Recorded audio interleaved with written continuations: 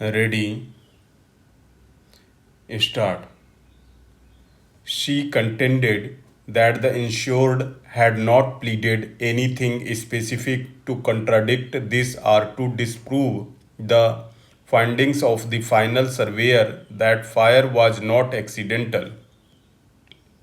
Moreover, she contended that the insured had not led evidence of any forensic expert or independent witness disproving the report of final surveyor. Consequently, according to her, as the final surveyor had not concluded that the fire was accidental, the insured was not entitled to any compensation under the fire policies.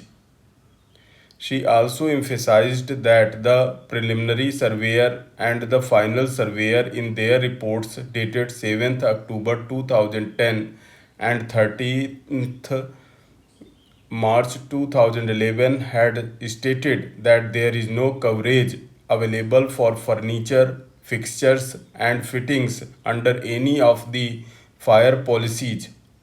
She further stated that the insured in its complaint had not specifically pleaded as to what was the basis for claiming an amount of rupees 3 crore 30 lakh 93,678 R to substantiate the quantity slash unit of stocks lost or its unit value, and therefore there was no calculation available on record to contradict the calculation made by the final surveyor.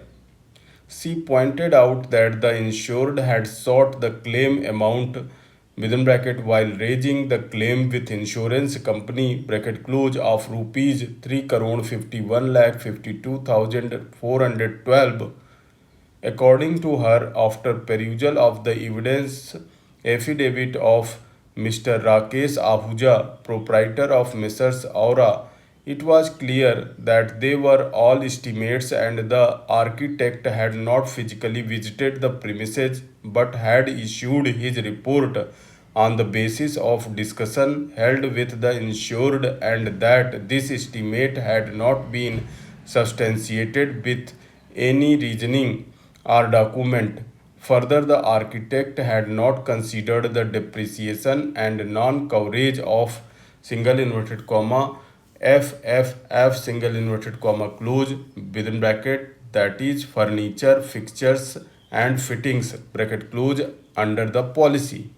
She stated that the claim of the insured with regard to stocks rested on the report of Tarun Gandhi and Company Chartered Accountants, which concluded that after analysis of the average stock computed on the basis of stock statements, the stock before the date of the fire and stock on the date of the fire, the stock lost on account of fire, the sales tax return, and the audited balance sheet, the total loss on account of fire was rupees 2 crore 45 lakh 16,913.